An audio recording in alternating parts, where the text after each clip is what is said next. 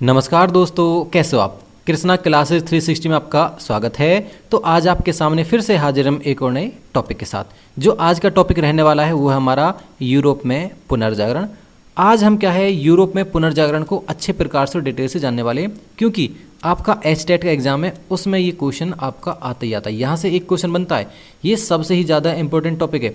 जैसे हमें पता है कि हमने आपको एक वर्ल्ड हिस्ट्री की सीरीज़ क्या है प्रोवाइड कराई है। उसमें क्या है आगे बढ़ते हुए हमारे क्रम में क्या है 8वां टॉपिक रहेगा आपका। और देखें सभी जितने भी टॉपिक आपके वो तो इम्पोर्टेंट है, परंतु क्या है ये टॉपिक आपका सबसे ही ज़्यादा इंपॉर्टेंट रहने वाला है। इसमें क्या है यहाँ से देखें तो एक क्वेश्चन आता ही आता है यहाँ से बिल्कुल। तो आप घबराए ना, हम आपके साथ हैं। और यहाँ से क्या है जितना हम कराएंगे एक भी क्वेश्चन क्या है आपका या 2024 हो या 23 हो जो आया था पहले, या आपका 25 हो 26 हो, कोई भी आप एग्जाम दे लेना, कभी भी दे लेना, यहाँ से क्या है एक भी क्वेश्चन आपका बाहर नहीं जाएगा पुनर्जागरण से। अगर देखें तो अब देखेंगे सबसे पहले क्या है इस टॉपिक में, जो पुनर्जागरण का आपका टॉपिक है, इसमें हम क्या क्या चीज़ें जानने वाले हैं। सबसे पहले हम ये बता देते हैं आपको, उसके बाद में क्या है हम फिर क्या है टॉपिक को सीरीज वाइज एक तरीके से क्रमबद्ध तरीके से समझते चलेंगे। सबसे पहले देखेंगे इसमें हम क्या जानेंगे। तो सबसे पहले क्या है यूरोप में पुनर्जागरण क्यों आता है, इसका कारण देखेंगे। जो यूरोप में आपका पुनर्जागरण है इसका देखेंगे, इसका पहले अर्थ देख लेंगे। उसके बाद देखेंगे जो इटली में ही पुनर्जागरण क्यों आता है, क्योंकि क्या है इसकी शुरुआत इटली से होती है। और देखेंगे जब हम सीरीज वाइज जानेंगे तो हम जानेंगे कि जो ससानी वंश है वो तुर्क पर आक्रमण कर देता है, और ससानी वंश पूरे साम्राज्य पर जो कंस्टेंटाइन होता है, क्योंकि हमें पता है यूरोप है जो उस समय पर जो रोम है, रोम जो है पूरा साम्राज्य था वो 2 हिस्सों में बढ़ जाता है, ठीक है ना। जो कंस्टेंटाइन होता है उस पर ये ससानी वंश अधिकार कर लेता है, जिसके कारण क्या है यहाँ के सभी विद्वान लोग इटली चले जाते हैं, जिसके कारण क्या है यूरोप में पुनर्जागरण आता है। यूरोप में पुनर्जागरण का बहुत सारे तरीके से क्या है यहाँ से प्रत्येक देश पर क्या है प्रभाव पड़ता है। देखेंगे ससानी वंश क्या है जो तुर्की पर क्या है आक्रमण कर देता है। देखिए तो तुर्की में होता है वैसे वो तुर्क को पूरा कंट्रोल कर लेता है, जिसके कारण क्या है वो रास्ता बंद हो जाता है, जो एशिया तक जाने के लिए क्या है यूरोप का रास्ता बंद हो जाता है। तो ये क्या है एक नए रास्ते की तलाश करते हैं, तभी क्या है अमेरिका तथा भारत की खोज होती है। ये हम क्या है सभी अच्छे प्रकार से डिटेल से जानेंगे, सारे के सारे मैंने पॉइंट्स यहाँ पर आपके कवर करने की कोशिश की है, इसलिए मैंने कहा आपसे कि यहाँ से आपका एक भी पॉइंट नहीं आ जाएगा। अब देखेंगे क्या है हम अब क्या है इसे जानते समझते हैं और धीरे धीरे क्या है इसे कवर करते चलते हैं। तो चलिए करते हैं स्टार्ट जो हमारा है यूरोप में पुनर्जागरण। तो सबसे पहले क्या है इसका मतलब ही जान लेते हैं कि पुनर्जागरण का अर्थ क्या आखिर में। तो देखेंगे देखो पुनर्जागरण का अंग्रेजी रूप रेनेसा है, इसे अगर देखें तो रेनेसा कहते हैं। देखो जो कि मूल रूप से क्या है फ्रांसीसी भाषा का है अगर देखें तो, ठीक। वैसे इसे अंग्रेजी में रेनेसा कहते हैं, परंतु क्या है इसका जो मूल रूप है वो फ्रांसीसी है, जो शब्द बना है। देखो रेनेसा का अर्थ है फिर से जागना। देखो यहाँ से देखें तो वो व्यक्ति सोए नहीं हुए हैं, फिर से जागने का मतलब ये नहीं है कि वो खाट से उठे या गहरी नींद में सोए थे, ऐसा नहीं है। क्योंकि क्या है जो उनकी बुद्धि थी, जो दिमाग है उनका वो सोया होता। अगर इससे पहले देखें जो रोम था, जब रोमन पूरा साम्राज्य था उस समय पर लोग थोड़े से आजाद थे और अपने क्या है अच्छे प्रकार से भवन है, मकान है, पेंटिंग्स है, ये सब कुछ एक तरीके से बना रहे। परंतु क्या है जब अंधकार का युग आया था, जो मध्यकाल का युग है उसे अंधकार का युग कहते हैं। बाकी कुछ इतिहासकार इस पर डिबेट करते हैं कि भैया ऐसा थोड़ी है कि इसमें कुछ नहीं होगा, परंतु फिर भी क्या है कहते हैं ऐसा। तो उस समय पर हमने आपका जो 3 वर्ग वाला टॉपिक था पढ़ा था, जो यूरोप में सामंतवाद वाला टॉपिक था, इससे जो पहले समझा था वो उसी का अगला पार्ट है। तो हमने किस प्रकार देखा था कि जो 85% जो जनता थी किसके कंट्रोल में थी, वो चर्च के कंट्रोल में। और वो क्या है सोच ही नहीं पा रही कुछ। अगर कुछ चर्च के खिलाफ वो करते भी थे तो उन्हें क्या है या तो फांसी पर चढ़ा दिया जाता था, या उन्हें सामूहिक रूप या देखें बिल्कुल बीच चौराहे पर उन्हें क्या है उनकी हत्या कर दी जाती थी, जिसके कारण क्या है अन्य लोग ऐसी बगावत ना कर पाए। तो ऐसे में देखेंगे चर्च का पूर्ण रूप से कंट्रोल है, लोग क्या है सोच ही नहीं पा रहे हैं, तो उनकी सोच क्या है मर चुकी थी, इसलिए क्या है इसे फिर से जागना कहते हैं। या देखो पहले कब जागे थे, वो पहले जागे हैं वो आपका देखें जब रोमन साम्राज्य था, उसके बाद देखेंगे अब जागेंगे। तो बीच में क्या है जो अंधकार का युग है उसे एक तरीके से लोग बाग सो गए थे, कुछ ऐसा कहते हैं। जो इनकी बुद्धि है देखेंगे तो विकास उनका हो ही नहीं पा रहा दिमाग का, तो इस प्रकार क्या इसलिए इसे क्या है पुनर्जागरण कहते हैं, मतलब दोबारा से जगे हैं जो वहाँ के व्यक्ति यूरोप के। तो आइए चलते हैं अब देखेंगे इतिहास में इसे नया जन्म और क्या है नई जागृति, बौद्धिक चेतना। देखो सबसे ज़्यादा इंपॉर्टेंट है क्योंकि क्या बौद्धिक चेतना आती है उनमें। क्यों? क्योंकि क्या है जब पुनर्जागरण आ जाता है देखेंगे किस प्रकार आता है वो देखेंगे वैसे तो। उसके बाद में क्या है, बौद्धिक चेतना, नई चेतना जगती है दिमाग में, और उसके बाद में क्या है, और एक धीरे धीरे क्या है डेवलपमेंट और ज़्यादा होने लगता है। तो इस प्रकार क्या है, जब यूरोप इतना पिछड़ा था अचानक से इतना आगे बढ़ जाता है। देखेंगे जो अन्य सभ्यता हैं वो यूरोप से बहुत आगे रही हैं। देखिए जैसे मिस्र की सभ्यता है, मेसोपोटामिक सभ्यता है, भारत में देखेंगे तो आपका हड़प्पा सभ्यता है, ऐसी सभ्यता यूरोप में कभी रही नहीं। तो ऐसे करके देखें तो ये बहुत ही पिछड़ा था पहले देखें तो, पुनर्जागरण से पहले। हाँ, वहाँ पर देखें कोई सिस्टम था ही नहीं, बस क्या है सामंतवाद था और कुछ नहीं। उसके बाद देखेंगे जब ये इनमें नई बुद्धि का या चेतना का विकास होता है, उसके बाद में क्या है यहाँ इतना डेवलपमेंट होता है आप कल्पना भी नहीं कर सकते। तो चलिए जानते आगे। देखो अब इसके कारण जान लेते हैं। देखिए यहाँ तक मैंने बताया, देखो बौद्धिक चेतना तथा क्या है सांस्कृतिक जागृति के नामों से जाना जाता है। आप इन सभी नामों को याद रख लेना। अब देखेंगे पुनर्जागरण के उत्थान के कारण क्या क्या थे, कि जो पुनर्जागरण है यूरोप में किस प्रकार आया। देखो यहाँ से एक बात याद रखना आप, जो हम ये पॉइंट जानने वाले हैं सबसे पहले ये जानेंगे हम यूरोप में पुनर्जागरण के कारण, ठीक। इसके बाद जो पॉइंट रहने वाले हैं हमें वो हम पढ़ेंगे कि इटली में ही पुनर्जागरण क्यों हुआ था, उसके भी कारण देखेंगे। तो सबसे पहले हम कारण जानने वाले हैं जो पुनर्जागरण का उत्थान हुआ कहाँ पर, यूरोप में, ये जानेंगे हम। इसे आप भूले ना, और आप क्या है नोट्स बना लेना या इसके स्क्रीनशॉट आप ले सकते हो। अगर किसी को नोट्स चाहिए तो मुझे क्या है ईमेल या क्या है मेरे टेलीग्राम पर जा सकता हूँ, वहाँ से आपको मिल जाएंगे। तो उसके बाद देखेंगे सामंतवाद का पतन। सबसे पहला जो पॉइंट रहेगा हमारा, सामंतवाद का पतन हो जाता है। हमें पता है इससे पहले हमने सामंतवाद का पतन ही देखा था। तो सबसे पहले क्या है सामंतवाद का पतन कैसे हुआ है, किस प्रकार हुआ, ये पॉइंट हमने कवर करने की कोशिश की है। उन्हें और जान ले तो आप क्या है बेटर से समझ पाओगे। सामंतवाद देखेंगे, हमने पिछला टॉपिक पढ़ा था सामंतवाद है क्या, सारा कुछ। अगर आपने वो वीडियो नहीं देखा तो आप देख सकते हो, वहीं से क्या है आपका ज़्यादातर टॉपिक ही कवर हो जाएगा। जो सामंतवाद का जो पतन है किस प्रकार हुआ है वो सारे के सारे पॉइंट हमने कवर किए। बाकी क्या है अगर आप इसे भी देखेंगे तो हम क्या है यहीं से आपको समझा देंगे। सामंतवाद का पतन देखो किस प्रकार होता है। देखो धर्म युद्ध सबसे पहला पॉइंट रहेगा हमारा, कि जो धर्म युद्ध होते हैं जिन्हें हम क्रूसेड कहते हैं, वो क्या है 8 हुए थे। आपको बता दूंगा 8 क्रूसेड्स हुए थे। तो 8 क्रूसेड्स के बाद में क्या है जो आपका ईसाई तथा इस्लाम के बीच हुए यरूशलेम को लेकर, तो उसमें क्या है सामंतों की, बहुत सारे सामंतों की हत्या हो चुकी थी, जिसके कारण क्या है सामंतवाद का पतन हुआ था। सामंतवाद के पतन के साथ साथ में क्या है नाइटों का पतन हुआ है, हमने ये भी देखा। उसके बाद देखेंगे कृषकों का विद्रोह, क्योंकि क्या है जो कृषक थे इतने परेशान हो चुके थे कि अब क्या है वो सोच रहे थे कि क्या है इस सामंतवादी व्यवस्था से हमें छुटकारा मिलना चाहिए। क्योंकि हम सामंतवाद के पतन के 2-4 पॉइंट देख लेते हैं। उसके बाद देखेंगे, देखो यहाँ से देखो राष्ट्र राज्यों का उत्थान, क्योंकि क्या है कुछ नए नए राज्यों का उत्थान होता है, जिसके कारण क्या है जो सामंतवादी प्रथा है उसका पतन हो जाता है। उसके बाद देखेंगे मुद्रा का प्रचलन, तो मुद्रा के प्रचलन से भी क्या है सामंतवादी प्रथा में बहुत ज़्यादा प्रभाव पड़ता है उस पर, और उसका क्या है पतन हो जाता है सामंतवाद का। तो हमने क्या है इसके पतन के कारण कुछ देख लिए।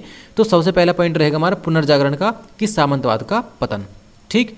सामंतवाद के पतन के कारण क्या है, फिर क्या होता है जो लोग होते हैं उनके कंट्रोल में होते हैं, जो कृषक दास होते हैं वो क्या है अब आज़ाद हो जाते हैं। क्योंकि क्या है नए नए राज्यों में जाने लगते हैं, जिसके कारण क्या है अब वो थोड़ा सा आज़ाद फील करते हैं, आज़ाद होते हैं, जिसके कारण क्या है वो उनमें नई चेतना जगती है, और क्या है वो नए नए कुछ विचार अपने सोचने लगते हैं, और क्या है नया नया कुछ करते हैं, नया नया बनाते हैं। तो ऐसे करके क्या है पुनर्जागरण का उत्थान होता है। यहाँ भी क्या है एक पॉइंट जुड़ जाएगा हमारा।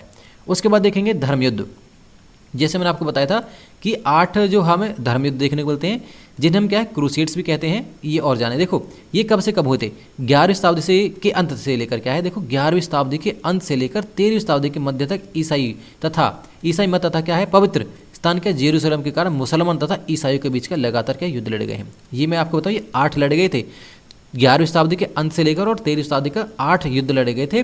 जो आपके 4 पहले थे वो ज़्यादा प्रमुख थे, बाकी जो बाद के थे वो इतने अधिक महत्वपूर्ण नहीं थे। उसके बाद देखेंगे इन्हें धर्मयुद्ध का नाम दिया जाता है। जे अब मैंने आपको बताया इन्हें क्या है धर्मयुद्ध या इन्हें क्या है क्रूसेड्स कहते हैं। देखेंगे आगे, देखो इन युद्धों के दौरान क्या है पश्चिमी देशों के विद्वान पूर्वी देशों की सभ्यता के संपर्क में। अब देखो सिंपल बात आपको बताऊं, जब युद्ध हुआ है, जब क्रूसेड्स जो हुए थे युद्ध हुए थे वो कहाँ के लिए हुए, यरूशलेम। और देखो यहाँ पर अगर देखेंगे ये लोग थे जो धर्म युद्ध लड़ने गए हैं, जो ईसाई लोग थे वो कहाँ गए हैं, यरूशलेम गए। तो उनके विचारों से प्रभावित हुए हैं। तो प्रभावित होने के कारण क्या देखेंगे, उनके थोड़ा सा नई चेतना का विकास होता है। विकास मतलब देखेंगे वहाँ की क्या है, सभ्यता को जानते हैं कि यहाँ की सभ्यता तो हमसे बहुत आगे विकसित है, और हमारी सभ्यता भी हम क्या है अभी सामंतवादी व्यवस्था में, और देखें तो चर्च में ही फंसे हुए हैं। तो ऐसे करके क्या है, नई चेतना का यहाँ पर भी विकास होता है और नए नए व्यापारिक मार्ग भी खुलते हैं, वो भी जानेंगे हम।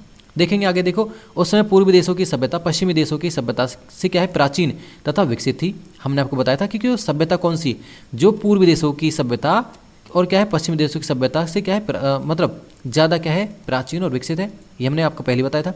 उसके बाद देखेंगे धर्म युद्ध में भाग लेने वाले व्यक्तियों ने पूर्व के क्या है नवीन विचार ग्रहण किए हैं, क्योंकि क्या है जब वहाँ पर गए हैं तो उनके विचार भी देखे उन्होंने किस प्रकार के हैं कि विचार हैं, भले युद्ध लड़ने गए हैं। उसके बाद देखेंगे इससे क्या है उनका बौद्धिक स्तर में क्या है अधिक उन्नति हो गई। जब उन्होंने देखा, जाना और सीखा तो क्या है उनकी जो बौद्धिक चेतना जागी है। उसके बाद देखेंगे नेक्स्ट है, देखो मध्य युग में क्या है प्रातः लोगों का विश्वास था कि व्यक्ति के इस लोक तथा परलोक सभी आवश्यकताएं केवल चर्च तथा ईसाई धर्म के द्वारा पूर्ण हो सकती है। मतलब ऐसा विचार था कि क्या है केवल ईसाई पर हम डिपेंड है, परंतु धर्म युद्ध से लौटने वाले जो लोगों ने क्या है इस विश्वास को या इस विश्वास का क्या खंडन किया है उन लोगों ने। इस तरह के लोगों के मस्तिष्क पर चर्च का प्रभाव कम होने लगा। देखेंगे क्योंकि क्या है जब वो नई चेतना उनमें जगी तो क्या है अब चर्च का वो खंडन करने लगे और चर्च के जो प्रभाव उन पर कम होने लगा है। उसके बाद देखेंगे धर्मयुद्ध के माध्यम से यूनान के वैज्ञानिक ग्रंथ जो है आपका अरबी अंक और बीज गणित और नवीन क्या है दिग्दर्शन यंत्र और क्या है कागज पश्चिमी रूस में क्या है पहुंचा है।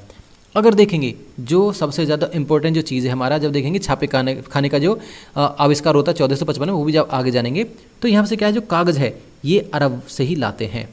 अंक गणित अरबी अंक जो है और क्या है ग्रंथ है नवीन दिग्दर्शन है, ये सभी क्या है वो कहाँ से लाते हैं, अरब से ही लाते हैं जब वो युद्ध के लिए जाते हैं। क्योंकि क्या है नई नई कुछ चीज़ें देख रहे हैं, उन्हें क्या है वो ग्रहण भी कर रहे हैं और जो वस्तु है उन्हें वो ला भी रहे हैं। उसके बाद देखेंगे व्यापारिक समृद्धि, क्योंकि क्या है व्यापार में भी समृद्धि होती है। क्यों?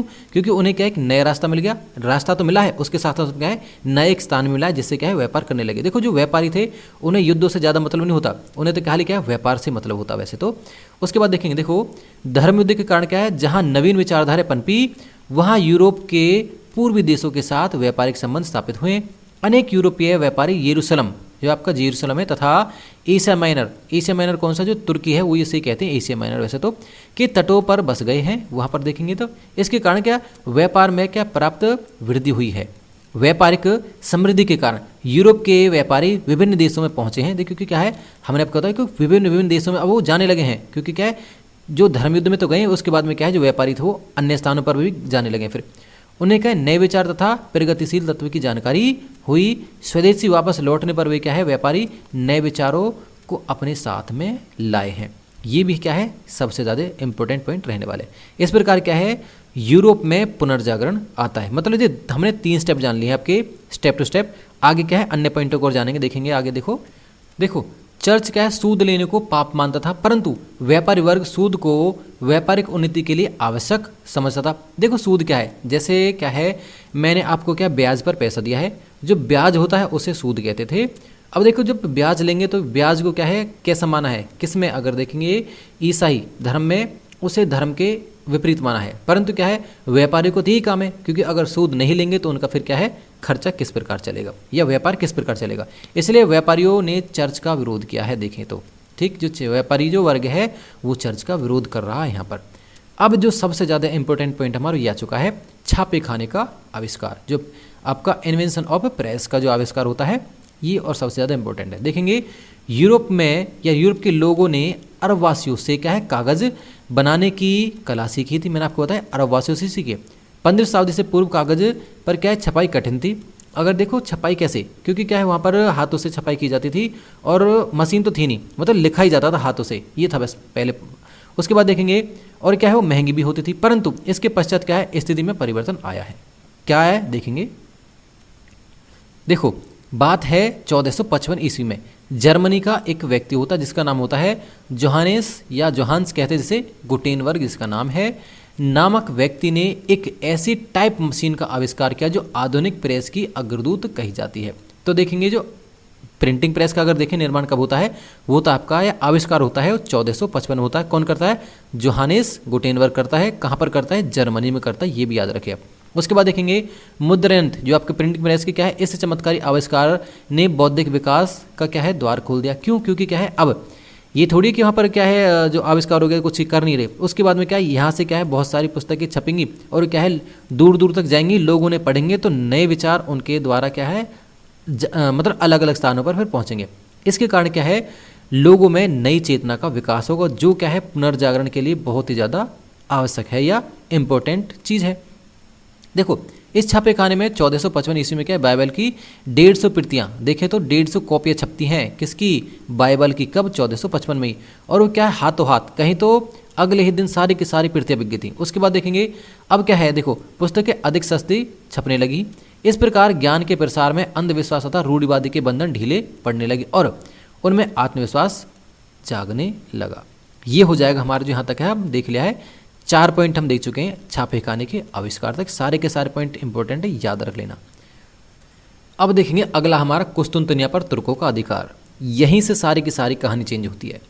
यही तो है सारा, बिल्कुल एक जो पॉइंट है, जो मेन पॉइंट है, यहीं से क्या है, जैसे कहते हैं ना कोई भी क्रांति होती है जिसका तात्कालिक कारण क्या, तो ये रहेगा हमारा तात्कालिक कारण जो कुस्तुनतनिया पर अधिकार कर लेते हैं, जो तुर्क कर लेते हैं। जो वहाँ की मैंने आपको बताया ससानी जो वंश होता है वो क्या है वहाँ पर होता है, तुर्क में होता है, वो क्या है किस पर, बेजेंटाइन कुस्तुनतनिया जो राजधानी होती है उस पर अधिकार कर लेता है, जिसके कारण क्या है रास्ता हो चुका बंद, जिसके कारण क्या है जो यूरोपवासी नए नए रास्तों की खोज करने के लिए आगे बढ़ते हैं या ललायत होते हैं और उसके बाद में क्या है वो नए नए रास्ते खोजते भी हैं। तो इस प्रकार क्या है सभी की कहें तो जो आपका मेन जो जड़ देखेंगे वो यही है। इसे पकड़ लो, सारी की सारी आपको जो चैप्टर है आराम से समझ में आता जाएगा।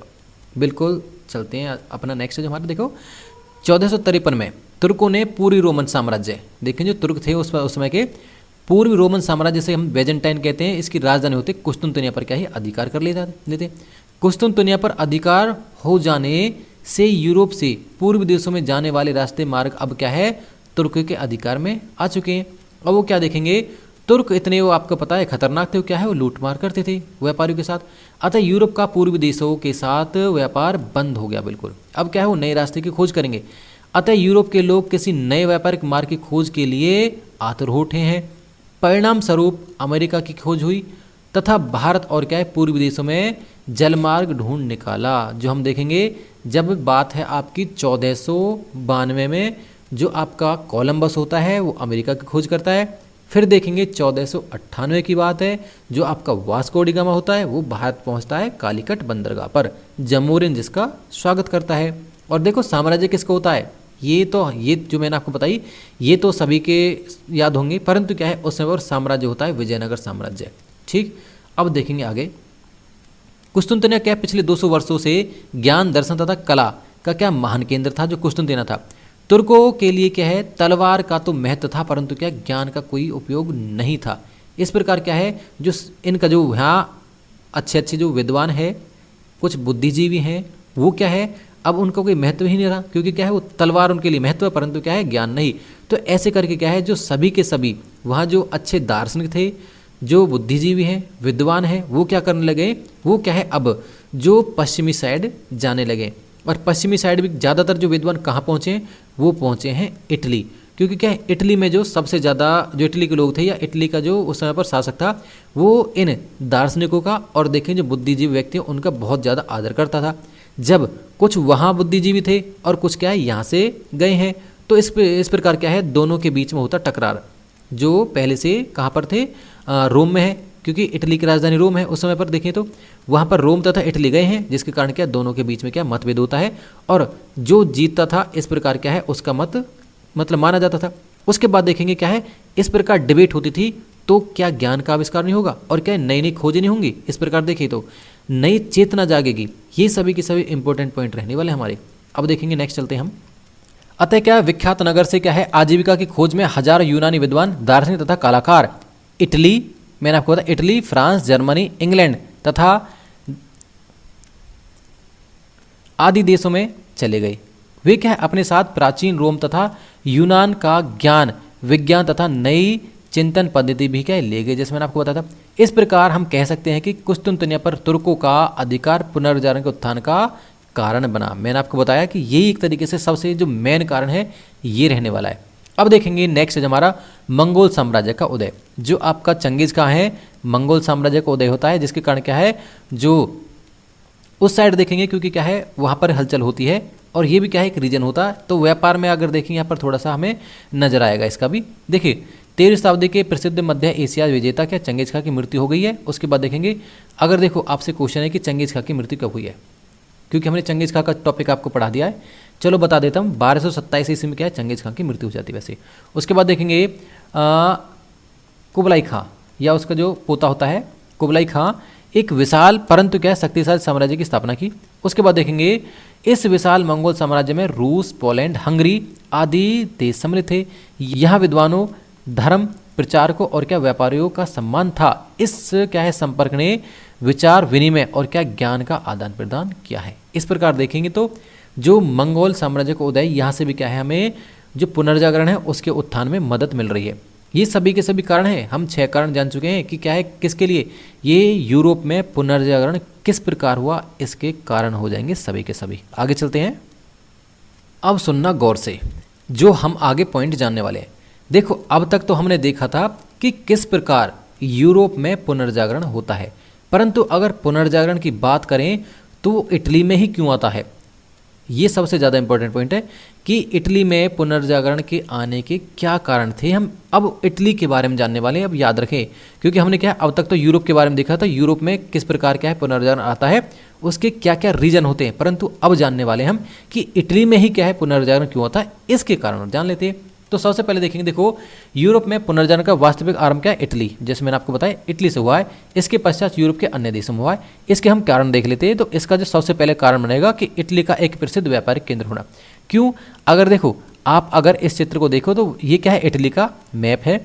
अगर इटली के मैप को आप देखें तो यहाँ से आप पाओगे कि इसकी स्थिति किस प्रकार बनी है, क्योंकि क्या है इसकी शेप ही इस प्रकार से है कि ये क्या है जो व्यापारिक केंद्र रहने वाला था, क्योंकि क्या है सबसे ज़्यादा जो समुद्री पत्तन है यहीं पर रहने, इसलिए क्या है ये व्यापारिक केंद्र था। क्योंकि क्या है अन्य स्थानों पर जाने के लिए भी क्या है यहीं से होकर गुजरना पड़ता था, इसलिए क्या है केंद्र हो चुका था। जब केंद्र होगा तो सिंपल बात है यहाँ से विदेशों के लोग आएंगे और क्या है व्यापार करेंगे, तथा क्या है अपने विचार भी क्या है प्रकट करेंगे और क्या आपस में बातें करेंगे, जिसके कारण क्या है इटली में पुनर्जागरण आता है। एक कारण तो हमारा ये हो चुका है। सबसे इंपॉर्टेंट पॉइंट अगर देखें इटली में जो है व्यापारिक केंद्र होना इटली का, देखो इटली एक क्या प्रसिद्ध व्यापारिक केंद्र था। इटली का विदेशी व्यापार बड़ा उन्नत था, जैसे मैंने आपको बताया।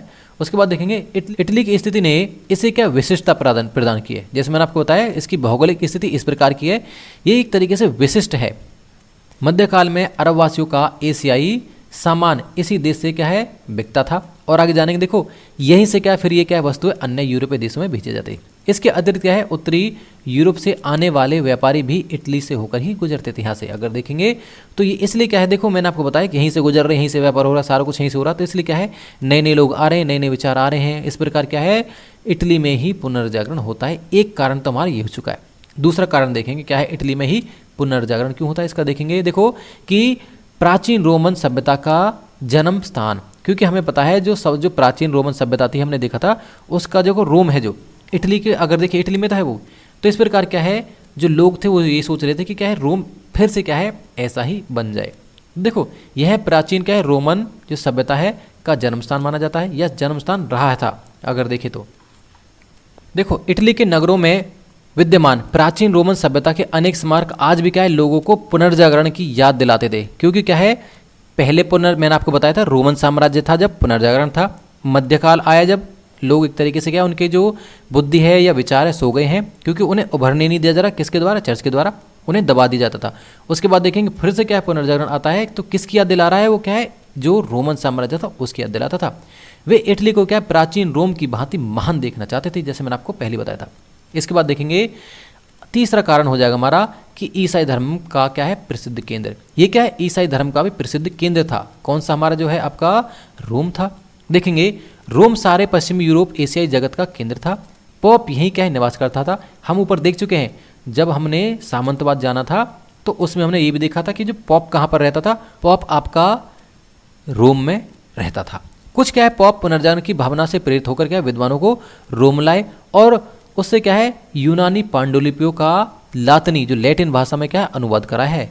किसने, उन पॉपों ने। कुछ पॉप थोड़े से ऐसे भी थे मध्यवर्गीय।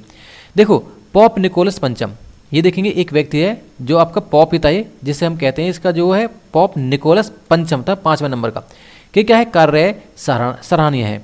उसने क्या है वेटिकन पुस्तकालय की स्थापना की है।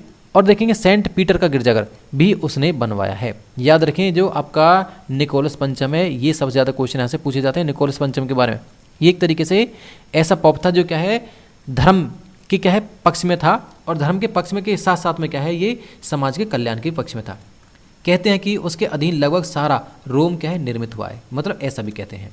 ये हमारे लिए क्या है इस प्रकार के पॉइंट हो जाएंगे, सारे के सारे इंपॉर्टेंट पॉइंट याद रख लेना, मैं फिर से कह रहा हूँ। उसके बाद देखेंगे चौथा है हमारा शिक्षा का प्रसार, क्योंकि क्या है अब शिक्षा का प्रसार भी होने लगा था। देखो मध्य यूरोप में क्या है शिक्षा पर धर्म का प्रभाव था जब हमने जाना था, क्योंकि क्या टोटली मतलब शब्द नहीं इस प्रकार की स्थिति थी, टोटली कंट्रोल चर्च तथा सामंतों का था, शिक्षा का तो नामो निशान नहीं था। उसके बाद देखेंगे परंतु इटली में क्या है व्यापार के विकास के कारण शिक्षा धर्म के बंधनों से मुक्त थी। अगर कहाँ पर बात करें हम इटली में बस, क्योंकि क्या यहाँ पर व्यापारी आए थे, व्यापार के कारण क्या उन्हें हिसाब किताब लगाना पड़ता था, जिसके लिए क्या है शिक्षा जरूरी थी।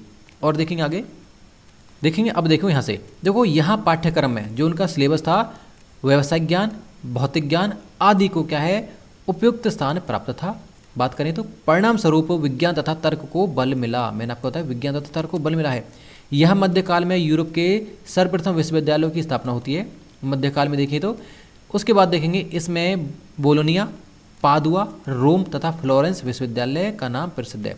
इन्हें याद रख लेना, ये सभी के सभी विश्वविद्यालय कहाँ पर आ जाएंगे, पूछ लेता है एग्जाम में कि ये फलाना विश्वविद्यालय कहाँ, ये कहाँ, ये कहाँ, इस प्रकार से ये सभी के सभी रोम में रहने वाले हैं आपके, ठीक है ना। रोम में भी रह बात करें तो क्या जो आपका इटली है, इटली में है सभी के सभी, बोलोनी है, पादुआ है, रोम है, फ्लोरेंस है, ये सभी के सभी विश्वविद्यालय कहाँ है, ये आपका इटली में हो जाएंगे। अगला देखेंगे छठा पॉइंट हमारा, देखो तुर्कों का कुस्तुनतनिया पर अधिकार। अब देखिए देखो ये भी वैसे तो हमारे लिए सारा का सारा इंपॉर्टेंट है, परंतु देखो यहाँ से क्या है हमने कुछ पॉइंट्स निकाले हैं। जैसे आपका साहित्य के क्षेत्र में जो आविष्कार होते हैं, पेंटिंग्स बनाई जाती हैं, कला के क्षेत्र में देखें तो और क्या है साहित्य हो गया, कला हो गया, और जो हम देखेंगे निर्माण के क्षेत्र में कि क्या है किस किस प्रकार क्या है भवनों का मकानों का निर्माण हो रहा है, वहाँ से और देखेंगे। देखो सबसे पहले देखें तो देखो साहित्यिक क्षेत्र में विकास देखेंगे कि क्या है, क्योंकि क्या है यहाँ से किताबें पूछ लेते हैं कि कौन सी किताब किसने लिखी, किसकी किताब है, किसकी पुस्तक है, यहाँ से क्या है ये क्वेश्चन इस प्रकार के बनते क्योंकि क्या है अब हम क्या है बिल्कुल थोड़ा सा रैपिड फास्ट तरीके से देखेंगे, क्योंकि क्या है यहाँ आपको समझाने वाले पॉइंट कम मिलेंगे। अब क्या है यहाँ तो आपको बस पुस्तक दे दी जाएगी और आपको याद करना। सबसे पहले देखेंगे आपका फ्रांसिस्को पेट्रॉर्क है जो सबसे ज़्यादा इंपॉर्टेंट है। पेट्रॉर्क देखो फ्रांसिस्को पेट्रॉर्क को क्या है पुनर्जागरण का पिता कहा जाता है, सबसे ज़्यादा इंपॉर्टेंट है, पूछ लेता क्वेश्चन कि पुनर्जागरण का पिता किसे कहा जाता था, आपका फ्रांसिस्को पेट्रॉर्क को कहा जाता है। उसका जन्म क्या है 1304 ईस्वी में क्या है इटली के नगर फ्लोरेंस में हुआ है। सबसे पहले एक और बात बताऊँ आपको मैं, यहाँ से क्या है आप इन्हें सीरियल वाइज याद रख लें सभी को, किस प्रकार सभी के जन्मों को याद रखें। क्यों, क्योंकि क्या है यहाँ से ये नहीं पूछेगा आपका कि किसका जन्म कब हुआ ना, ये पूछ लेगा कि जो आपके विभिन्न साहित्यकार हैं जो साहित्य के क्षेत्र में जिन्होंने भूमिका निभाई है पुनर्जागरण काल में, उन्हें आपको सीरीज वाइज लगाना है कौन सा किस काल का है, तो आप कंफ्यूज हो जाओगे अगर आप इसी डेट याद रहेंगी कि जैसे 1265 में दांते का जन्म है, 1304 में फ्रांसिस्को पेट्रॉर्क का जन्म है, तो ये क्या है कब के कौन सा है, तो क्रमबद्ध तरीके से ये पूछ लेगा आपसे। तो इसलिए क्या है किसका जन्म कब हुआ है, कहाँ हुआ, ये पूछ लेता है। ये क्वेश्चन कई बार आया कि फलाने का जन्म कहाँ हुआ, इसका जन्म कहाँ हुआ, दांते का जन्म कहाँ, तो ऐसे करके पूछ लेता है।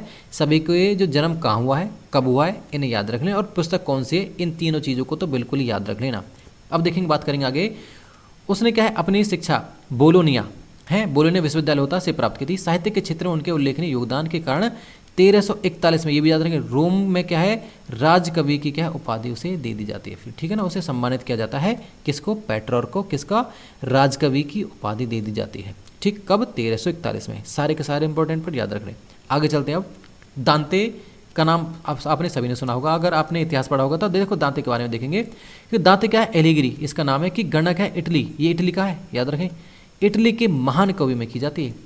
अब देखेंगे ये मैंने पूरी लाइन है जो ये मैंने पूरी लाइन इसलिए ही नोट की है क्योंकि क्या है यहाँ पर एक ही पॉइंट है आपका कि दांते कहाँ का आपका, ये इटली का है। इसलिए देखेंगे आपको जो दांते हैं इसका जन्म कब होता है, याद रखें इसका जन्म आपको होता है 1265 में, कहाँ होता है, फ्लोरेंस में होता है, जो है ये भी इटली में ही, वैसे तो फ्लोरेंस भी, कि एक समृद्ध परिवार हुआ है यद्यपि यह क्या है, चर्च में क्या है, पूर्ण विश्वास था। पहले अगर देखें, पहले इसका चर्च में विश्वास था, परंतु क्या है, पादरी के भ्रष्टाचारी जीवन और कटु आलोचना की इसने। पादरी के क्योंकि जीवन में उसने देखा भी है तो आरामदायक और विलासिता का जीवन जी रहे, इसलिए क्या है, इसने क्या है, इसका फिर विरोधी हो चुका चर्च के जो पादरियों का। उसके बाद देखेंगे उसने अनेक पुस्तकों की क्या रचना की। इसमें सर्वप्रसिद्ध है आपका डिवाइन कॉमेडी। याद रख लेना कि पूछ लेता है एग्जाम में कि डिवाइन कॉमेडी किसकी रचना है, तो आपका दांते की रचना है डिवाइन कॉमेडी। उसके बाद देखेंगे दांते के उल्लेखनीय योगदान के कारण उसे ठीक ही प्राचीन एवं क्या आधुनिक दुनिया के मध्य का एक पुल कहा जाता है। दांते को देखें, प्राचीन और आधुनिक के मध्य का पुल कहा जाता है, याद रख लेना।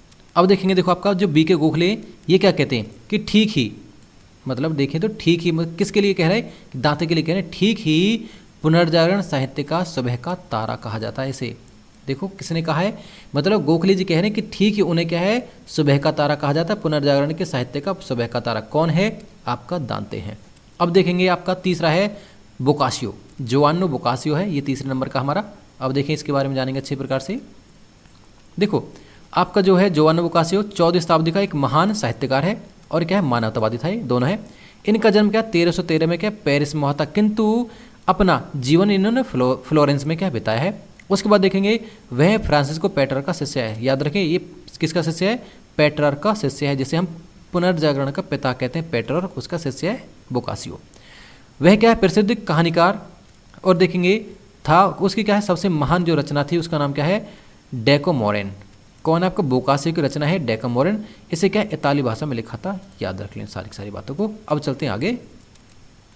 अब देखते हैं आपका जोवान्नी मिरांदोला। देखेंगे, देखो इसका नाम है पूरा जोवान्नो पिको डेल्ला मिरांदोला, ठीक है ना। इस प्रकार ऐसे अजीब सा नाम है, ऐसे देखे तो देखो यह भी क्या है, फ्लोरेंस का एक महान मानवतावादी था।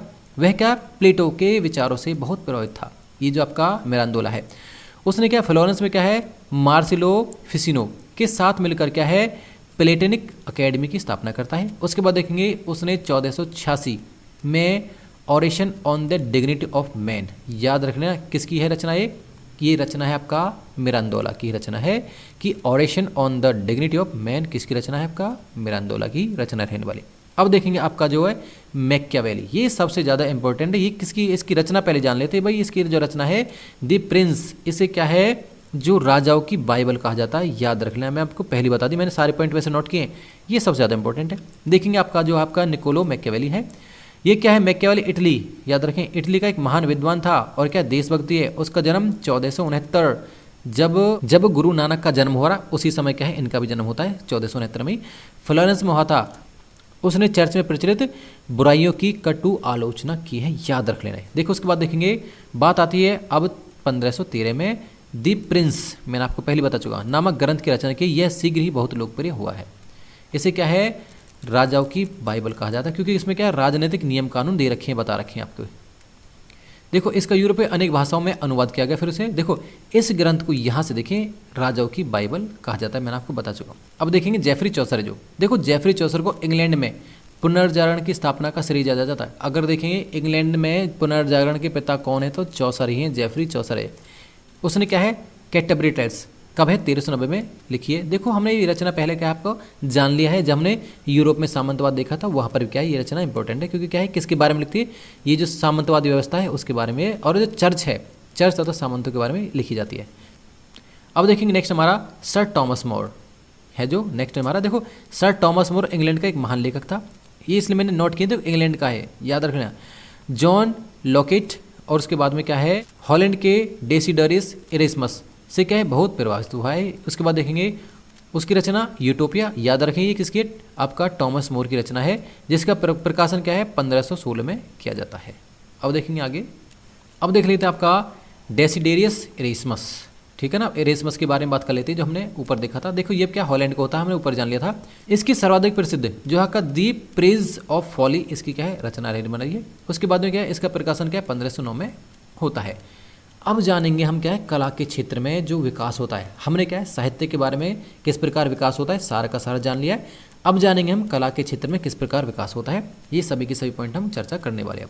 अब देखेंगे, देखो बात है आपका चित्रकला की, क्योंकि क्या है चित्र बनती है, पेंटिंग्स बनती है, उसके बारे में जानेंगे। देखो कि आपका है मध्यकाल में चित्रकला धर्म की क्या जंजीर से जुड़ी रही है, आपको पता है, क्योंकि क्या है इसके अलावा चित्र बन ही नहीं रहे, धर्म धार्मिक के अलावा। उस समय केवल ईसाई धर्म से संबंधित चित्र ही बनाए जाते थे। ये चित्र बिल्कुल सादा होते थे, इसमें केवल कुछ निश्चित रंगों का ही प्रयोग किया जाता था। इस प्रकार चित्रकला के क्षेत्र सीमित था। पुनर्जनन काल में चित्रकला के क्षेत्र में कई नई क्रांतियां आई हैं। इस काल में चित्रकारों ने धार्मिक नियमों का त्याग कर दिया है। उन्होंने मानव जीवन एवं प्राकृतिक दृश्यों से संबंधित अत्यंत सुंदर चित्र फिर बनाए। अब ये गिरजाघरों के लिए अपितु नहीं, देखो अब जो पेंटिंग्स थी अब गिरजाघरों के लिए नहीं है, अब घरों के लिए जो आपका पर्सनली भी पेंटिंग्स बनाई जा रही है और मकानों दुकानों में भी पेंटिंग्स बनाई जा रही थी। उसके बाद देखेंगे व्यक्तिगत भवनों की सजावट के लिए बनाई जाने लगी। इसमें मानवतावाद एवं धर्मनिरपेक्षता की झलक स्पष्ट दिखाई पड़ती है। इन चित्रों को पूर्व की तुलना में अधिक रंग एवं चटक बनाया गया है। अब चित्रकारी के लिए तेल रंग है जो आपका ऑयल पेंटिंग्स होती है का प्रयोग किया जाने लगा है। ये रंग पक्के होते थे, अब त्रिआयामी मतलब जिसे हम कहते हैं 3D चित्र बनाए जाने लगे। इस प्रकार का चित्रकारी पर चीनी फारसी चित्रकार का भी प्रभाव हमें देखने को मिलता है। अब देखेंगे हमारा जो है जोटो, यहाँ से इंपॉर्टेंट है। ऊपर तो हमने कुछ वैसे पॉइंट थे मेन थी वैसे तो हमने, क्योंकि आपको समझने में थोड़ा सा आसानी हो जाए इसलिए हमने पूरी लाइन नोट की थी जो आपका पूरा पहरा है, लाइन नहीं पहरा ही है वैसे तो ये। अब देखेंगे जोटो के बारे में। जोटो इटली का एक महान चित्रकार है। उसका सर्वाधिक प्रसिद्ध चित्र आपका असीसी है, याद रखें ना। इसमें बाल ईसाई मसीह को दिखाएगा, जो ईसा मसीह है जो बाल अवस्था में होते बालक होते हैं उसको दिखाएगा, उसका पेंटिंग बनाते हैं। देखेंगे आगे देखेंगे लियोनार्डो दा विंसी, ये सबसे ज़्यादा इंपॉर्टेंट है। इसकी पेंटिंग्स होती है मोनालिसा। ये बहुमुखी प्रतिभा का व्यक्ति होता है, जाने क्योंकि ये नहीं कि पेंटिंग्स बना रहा है, ये आपका देखेंगे तो साइंस के क्षेत्र में भी है, कुछ खोजें कर रहा है ये भी अगर देखें। और उसके बाद देखेंगे मूर्ति तो बना रहा है और पेंटिंग्स भी बना रहा है, सभी अगर देखेंगे। और ये एक दार्शनिक टाइप का व्यक्ति भी अगर देखें, क्योंकि यह बहु प्रतिभा का व्यक्ति है, ये सभी फील्डों में है। अगर इसकी मोनालिसा ना होती तो ये एक हेलीकॉप्टर देखेंगे तो एक फ्लाइंग मशीन का आविष्कार भी करता है। अगर उसमें नाम ना होता मोनालिसा में तो इसका किस में नाम जुड़ता, फिर इसका नाम जुड़ता आपका विंसी का साइंस के क्षेत्र में। अब देखेंगे देखो लियोनार्डो दा विंसी बहु प्रतिभा का व्यक्ति था। अब देखेंगे इसका जन्म इटली के फ्लोरेंस में होता है, नगर में होता है, और 1452 में होता है। आगे जानेंगे उसके बनाए गए चित्रों, मोनालिसा का चित्र हमने देख चुका है। और द लास्ट सफर, दो चित्र इसके इंपॉर्टेंट है। कौन कौन से, मोनालिसा का और द लास्ट सफर, ये इंपॉर्टेंट है। वैसे इन्होंने ख्याति प्राप्त की है। ये चित्र देखने में बिल्कुल सजीव लगते हैं। और देखेंगे मोनालिसा एक साधारण स्त्री का चित्र है। इस चित्र को बनाने में लियोनार्डो को 4 वर्ष का समय लगा था। और आगे देखेंगे जो मोनालिसा की मुस्कान इतनी मधुर है कि इसे देखने वाला व्यक्ति आज भी चकित रह जाता है। आप इस पेंटिंग को देख सकते हो इसे। अब देखेंगे द लास्ट सफर, अगर चर्चा करें यहाँ से, द लास्ट सफर नामक चित्र मिलान स्थित सेंट मोरियन या सेंट मीरिया है कि गिरजाघर की दीवार पर बनाया गया था। ये चित्र जो आपका द लास्ट सफर है, जो इसमें ईसाई मसीह को अपने साथियों के साथ एक मेज पर अपना अंतिम भोजन करते हुए दिखाया गया है। जो मरने से पहले का भोजन करते हैं वो एक तरीके से करते हुए दिखाया गया है। ये इसके दोनों ही चित्र इंपॉर्टेंट है, बहुत ही महत्वपूर्ण है। कौन सा, द लास्ट सफर और मोनालिसा।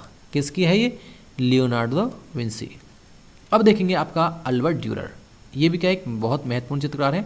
देखो उसने उसके बनाए गए चित्रों में 1508 ईस्वी में बनाया गया प्रार्थनारत हस्त, जो आपका हाथ जोड़े हुए एक हाथ है, बहुत लोकप्रिय हुआ। इसने 16वीं शताब्दी की इतालवी संस्कृति का आभास होता है। ठीक है ना, इसमें इससे 16वीं शताब्दी की इतालवी संस्कृति का आभास होता है ऐसे। अब देखेंगे आगे नेक्स्ट हमारा, अब देख लेते हैं हम आपका माइकल एंजेलो बुओनारोत्ती, ये भी इसी प्रकार का नाम है। अगर देखें, देखो आपका माइकल एंजेलो बुओनारोत्ती जो है इटली का एक अन्य प्रतिभा, देखो इटली का ही याद रखें, इटली का एक प्रभावशाली व्यक्ति भी। यह श्रेष्ठ चित्रकार, मूर्तिकार और कुशल भवन निर्माता था। सभी के में इसे उच्च कोटि का स्थान प्राप्त था। और एक कवि भी है, अगर देखें तो उसका नाम रोम के सिस्टन चैपल है कि भीतरी छत पर बनाए 145 चित्र बनाए बिल्कुल अंदर की दीवार पर है। उस चित्रों ने या इन चित्रों ने इसे सदैव के लिए अमर बना दिया था। इस चर्च की दीवार पर माइकल एंजेलो ने लास्ट जजमेंट, देखेंगे जो लास्ट सफर इसका नहीं है परंतु लास्ट जजमेंट इसी का रहने वाला, देखे तो नाम उच्च कोटि का चित्र बनाए। अब जो हमारे लिए नेक्स्ट है वो है आपका भवन निर्माण, कि भवन निर्माण के क्षेत्र में भी यहाँ से बहुत सारे कुछ हमें भवन मिलते हैं, उनका निर्माण हुआ था। उसके बाद देखेंगे जो साइंस की फील्ड में भी कुछ प्रगति होती है यहाँ पर, वो और जाने, क्योंकि यहीं से क्वेश्चन आपके बनते हैं। अब देखो भवन के क्षेत्र में इसका नाम है आपका, आप देखो ब्रुनेलेसी, सबसे अगर देखेंगे सबसे जो इम्पोर्टेंट हमारा ब्रुनेलेसी रहेगा। देखो फिलिप्पो ब्रुनेलेसी फ्लोरेंस का एक प्रसिद्ध भवन निर्माता था। ये कहाँ का? फ्लोरेंस का। आगे जानेंगे इसके बारे में। वह क्या प्रथम ऐसा व्यक्ति था जिसने गोथिक शैली की अपेक्षा क्या शास्त्रीय शैली जो क्लासिक स्टाइल है को अपनाया है। उसने 1436 में फ्लोरेंस में कैथेड्रल में क्या है दी ड्यूमा, ये याद रखें, दी ड्यूमा क्या है नामक गुम्बद बनाया था इसने। ठीक, अब देखेंगे आगे आपका दोनातल्लो, ये भी इंपॉर्टेंट है। वैसे सभी के सभी मैंने इंपॉर्टेंट लिए हैं, आपको देखूंगा कि ये क्या इटली का महान मूर्तिकार था। 1416 की बात है। मूर्तिकला के क्षेत्र में कई नई शैलियाँ का विकास हुआ है। उसके द्वारा निर्मित मूर्तियों में से क्या है फ्लोरेंस में बनाई गई यंग एंजलस है नामक मूर्ति, पादुआ के जनरल क्या है गाटा मेलाटा है, यह जो है आपका गाटा मेलाटा में क्या है वेनिस के सेंट मार्क नामक मूर्तियों के नाम उल्लेखनीय है। ये सभी की सभी हमारे क्या है दोनातल्लो की आपकी मूर्तियाँ हो जाएंगी, किस प्रकार की उन्होंने क्या है मूर्तियाँ बनाई थी। आगे जानेंगे। देखो इनका नाम यहाँ पर भी है, जो माइकल एंजेलो बुनारोती है, ये क्या है मूर्तिकार भी थे, चित्रकारी के साथ साथ में देखेंगे। उसके बाद देखेंगे ये क्या है महान चित्रकार भी थे। ठीक, आपका इसके बाद देखेंगे इनके, देखेंगे इनकी दो मूर्तियाँ दी पाइटा और डेविड, इनका क्या है नाम उल्लेखनीय है। इसमें क्या है मैरी को ईसाई मसीह के मृतक शरीर को गोद में लिए हुए दिखाया गया, आप चित्र को देख सकते हो। इसके अतिरिक्त माइकल एंजेलो ने क्या है सेंट पीटर गिरजाघर के गुम्बद पर भव्य डिजाइन भी बनाया था। ये हो जाएगा यहाँ तक। अब देखेंगे, अब बात कर लेते हैं विज्ञान के क्षेत्र में, ये और बात कर ले, इसके बाद में क्या हमारा टॉपिक ही खत्म हो जाता है। उसके बाद हम क्या है फिर नेक्स्ट टॉपिक अपना करेंगे।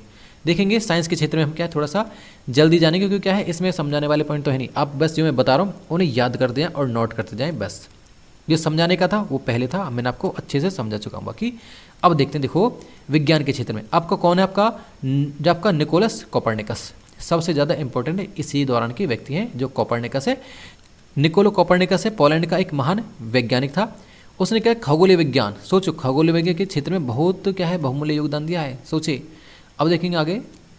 अब देखेंगे उसके समय जो आपका कोपरनिकस है उसने क्या उस समय प्रचलित इस सिद्धांत को असत्य सिद्ध किया कि पृथ्वी सभी ग्रहों का केंद्र है, क्योंकि क्या है पहले ये माना जाता था कि जो आपका पृथ्वी है वो सभी ग्रहों का केंद्र है, तथा क्या है सूर्य एवं अन्य ग्रह इसके इर्द गिर्द घूमते हैं। इसने क्या है इसे गलत ठहराया और इसने कहा कि भैया ऐसा नहीं है, सूर्य केंद्र में है। कोपरनिकस के सिद्धांत है कि पृथ्वी गोल है तथा अन्य ग्रहों की तरह सूर्य की परिक्रमा करती है। अब देखेंगे उसके बाद में चर्च ने क्या है कोपरनिकस के इस सिद्धांत की कटु आलोचना की है। उसके बाद देखेंगे इसे बाइबल के शिक्षा के विरुद्ध माना है, जो ये आपकी जो सिद्धांत दिया है कि सूर्य बीच में नहीं है, कि इसने जो सिद्धांत दिया था कि आपका पृथ्वी बीच में नहीं है सूर्य बीच में है, तो इस सिद्धांत की क्या आलोचना तो की है बाइबल ने, और क्या है इसे शिक्षा के विरुद्ध भी माना है, जो बाइबल की शिक्षा थी इसके विरुद्ध। उसके बाद जानेंगे यही कारण था कि कोपरनिकस के विचारों और क्या संबंधित पुस्तक की क्या है दी रेवोल्यूशनिवस है का प्रकाशन उसके मृत्यु के पश्चात होता है। ये और जाने आप। अगला आपका एंड्रियस वेसिलियस, ये भी आपका इंपॉर्टेंट देखूंगा।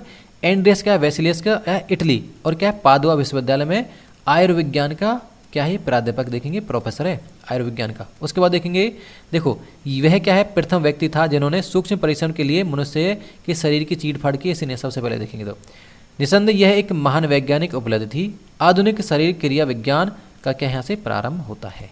आगे देखेंगे। अब उसने 1453 में ऑन एनाटॉमी है नामक बहुमूल्य ग्रंथ की रचना की है। अब देखेंगे आपका जो गैलीलियो है, ये भी सबसे ज़्यादा इंपॉर्टेंट है, जो दूरबीन की खोज करता है गैलीलियो गैलीली। गैलीलियो इटली का एक महान वैज्ञानिक था। ये भी इसने क्या कोपरनिकस के इस सिद्धांत का समर्थन किया था कि सूर्य ही ब्रह्मांड का केंद्र है तथा पृथ्वी एवं क्या है अन्य ग्रह इसकी परिक्रमा करते हैं। उसने क्या है 1609 में दूरबीन, याद रखना 1609 में क्या है दूरबीन की क्या है खोज करता है, और क्या है सूर्य तथा चांद आदि ग्रहों को क्या है देखा जा सकता था जिससे। आगे देखेंगे गैलीलियो ने क्या है दी मोशन नामक बहुमूल्य ग्रंथ भी लिखा, द मोशन करके।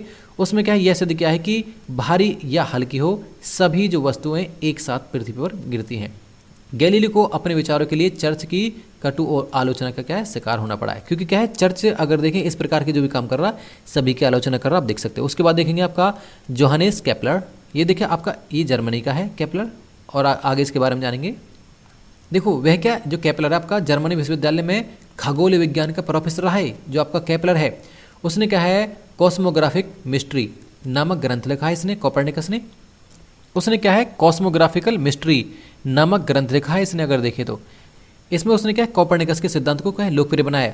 उसमें उसने यह सिद्ध किया कि सारे ग्रह सूर्य के चारों ओर वृत्ताकार, मतलब देखेंगे अंडाकार गति में घूमते हैं। ये इसने क्या है अलग से और पॉइंट निकाला कि क्या है, गोल नहीं घूमते, अंडाकार घूमते हैं। विलियम हार्वे, अब देखेंगे आपका विलियम हार्वे है। विलियम हार्वे ये क्या है, इंग्लैंड के हैं, एक प्रसिद्ध वैज्ञानिक है। 1628 में क्या सिद्ध किया कि रक्त हृदय से चल करके धमनियों तथा नाड़ियों से होता हुआ पुनः वापस हृदय में पहुंचता है। एक तरीके से इसने क्या है, रुधिर परिसंचरण जिसे हम कहते हैं ब्लड सर्कुलेशन, ये इसने क्या है सिद्ध किया है और प्रतिपादित किया था कि क्या है, जो ब्लड हमारा घूमता रहता है, एक तरीके से सर्कुलेट होता रहता है। ये भी सबसे हमारे लिए इंपॉर्टेंट है भाई कि क्या है, विलियम हार्वे है। अब देखेंगे जो हमारा न्यूटन है, इसे कौन नहीं जानता, तो ये भी हमारे लिए क्या बहुत इंपॉर्टेंट। देखो आइजैक न्यूटन इंग्लैंड का एक महान वैज्ञानिक था। उसने 1687 में प्रिंसिपिया मैथमेटिका नामक प्रसिद्ध ग्रंथ का क्या प्रकाशन किया था। आपका जो न्यूटन बाबू हो जाएंगे। इसमें क्या है, न्यूटन ने विज्ञान के अनेक नए सिद्धांतों की खोज की है। ठीक, इसमें सर्वाधिक प्रसिद्ध गुरुत्वाकर्षण बल जो हम देख चुके हैं, ये सभी के बारे में जानते हैं कि क्या है, इसने जो सेब के पेड़ के नीचे बैठा रहा था, वही कहानी आपकी सभी ने सुन रखी है वैसे तो। इसमें उसने सिद्ध किया कि पृथ्वी को आकर्षण शक्ति के कारण प्रत्येक वस्तु ऊपर से नीचे की ओर खींचती है। मतलब एक तरीके से क्या है, इसने ही गुरुत्वाकर्षण बल दिया है। अगर देखें, ये हमने पुनर्जागरण का टॉपिक हमने अच्छे से प्रकार से कवर कर लिया है। जो अब हम नेक्स्ट टॉपिक जानेंगे वो रहेगा, देखो हमने क्या है, इसी में अगर हम चाहते तो कवर हो जाता, परंतु क्या है फिर आपका क्या है लंबा टॉपिक हो जाता। अब देखो हमारा जो अगला टॉपिक रहेगा वो रहेगा धर्म सुधार आंदोलन, ये रहेगा। और देखेंगे ये भी हमारे लिए इंपॉर्टेंट है, क्योंकि क्या यहाँ से भी कई बार क्वेश्चन आए, हमें क्या है एक भी पॉइंट नहीं छोड़ना, जिसके कारण क्या है आपका जो एक नंबर से आप रह जाओ तो बड़ा दुख होता है। ऐसे में क्या है, हम प्रत्येक टॉपिक को अच्छे प्रकार से समझेंगे। तो इस प्रकार के हमने आज पुनर्जागरण टॉपिक कवर कर लिया। कल देखेंगे हम धर्म सुधार आंदोलन के बारे में। और अब दीजिए हमें विदा और मिलते हैं आपको धर्म सुधार आंदोलन में। और तब तक के लिए भाई हम चलते हैं अब तक